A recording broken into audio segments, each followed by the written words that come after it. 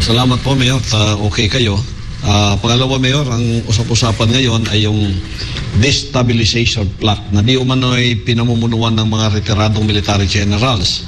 Meron pong ilang grupo na ikinakabit sa inyo, Mayor, ang planong kudita dahil ICC is coming to town daw po. Ano po ang maging reaksyon niyo dito, Mayor? I really do not know how I was dragged into this. But you know, as a former employee of government, I remember talking to some of the retired generals. Ang sinabi ko lang naman doon, among others, which was really the important point in my discussion was, as long as there is no serious issue of corruption, sabi ko, what would bring the government down the drain is pag ang malaman ng tao na ang pera nila ginagastos mo para sa sarili mo. That was about what I told the military. And as a former president and yung mga retired generals, maybe they have quoted me ng gano'n. Pero sabi ko nga bring it out in the open. When we talk about kudeta or changing government by force, you talk about it openly para walang duda.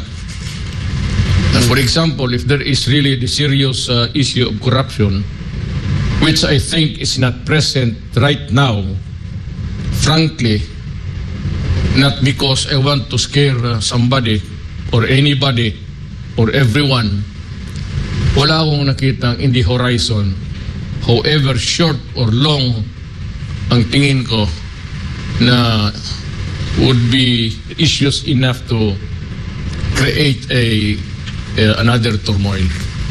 Pero ang pinaka issue talaga na mabigat pag may corruption sa gobyerno and it's rampant, uncontrolled and unabet.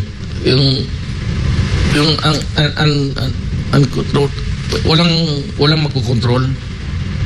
Pero as long as there is the sense of at least may ombudsman, taong bayan, or the president himself, he should know. The president should know because he has at his disposal every information that he can use to counter the threats to democracy. So walang problema yan. Marcos should know kung saan yung mga weak points, especially corruption. Doon siya mag-concentrate. Marcos, wala akong masasabi. I would not say that he is corrupt. Pero siya lang, I cannot make any categorical statement of the others. It's not because na meron silang ginagawa. Far from it actually. I just really do not know. So I would not want to venture any thing, papasok ako ng discussion because I do not have the wherewithal. Pero from our experience, pati lahat ng bumagsak na the serious issues against the government at that time, kung sila yung umawak ng gobyerno is yung corruption. Corruption talaga. So yung corruption, Mayor, kung rampant yun, delikado, no? Delikado. So, yan ang i-control talaga ng presidente. Madali lang man yan, Pastor. Sabihin lang niya, isang salita lang yan. Whether it could be, I'm not trying to attribute anything, pero the usual kasi yung paboritong is the customs, BIR. Granting that or assuming na totoo yan o hindi, all has to do is or any other government isang sabi mo lang, do not do it. Or if it is a contract amounting to billions, itong mga government owned corporations,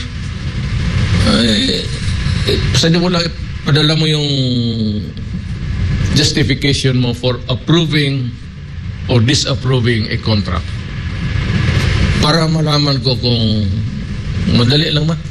You only give the legal office, your legal office sa Malacanang, to tell them to give you a synopsis. Yung brief lang na isang page lang na gano'n, malaman ang abogado, isang tingin lang rin yan eh. So gano'n lang yan. Wala mang problema.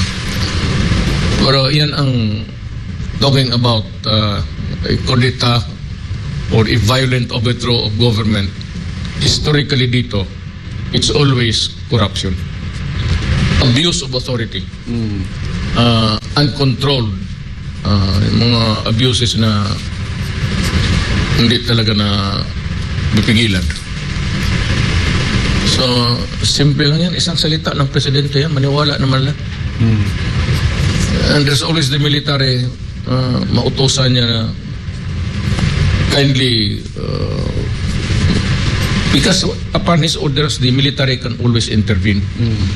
And that's about it.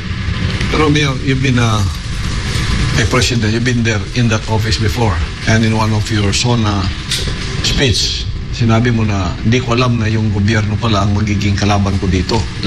Yung mga sariling mga gobyerno. So, anong nakikita mo talaga na marampat ang corruption? Because you've been very, very strict with regards to corruption in your public service. We've known you in Davao, as a congressman, as a mayor, until you became president.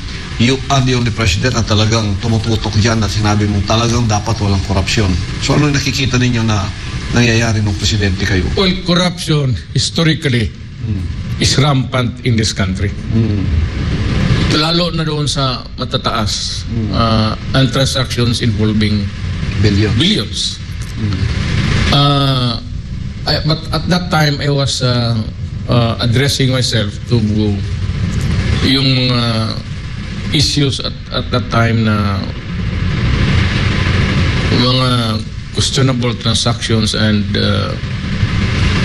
nakikita ko yung mga tao, yung mga nandiyan sila palagi, they are a permanent fixture dyan sa basin anong klaseng administrasyon. Nandiyan sila palagi because they make millions. Apparently, greed has no limits. So, kung baski anong administrasyon, pag magkapera lang sila and they wallow in wealth, mga anak nila, Amerika, nag-aaral, abroad, may mga bahay sa abroad, makikita mo naman sa lifestyle. Even sa kotse, mga modelo yung mga Mercedes-Benz, ang taong bayan, at ako, kung makikita, ang gandang kotse na yun, kanino yun? Parang gano'n. But they yung mga professional, they tend to flaunt it actually. They probably enjoy it or find contentment in doing it. Ganon talaga ang, well, not only in the Philippines but elsewhere.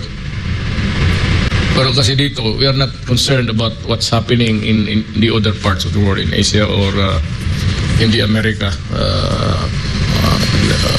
sa Americas, the North and South, and in Europe. So we limit ourselves now because of this is a very dynamic and troubled world. It would be good just to stay focused on what ails our country. Hanggang dito lang muna tayo. Huwag tayo makialam dyan sa ibang ano. Kasi yung unahin natin yung atin. We cannot correct the mistakes of others in a way. It's not our problem. It does not concern the lives of the Filipinos, so what the heck?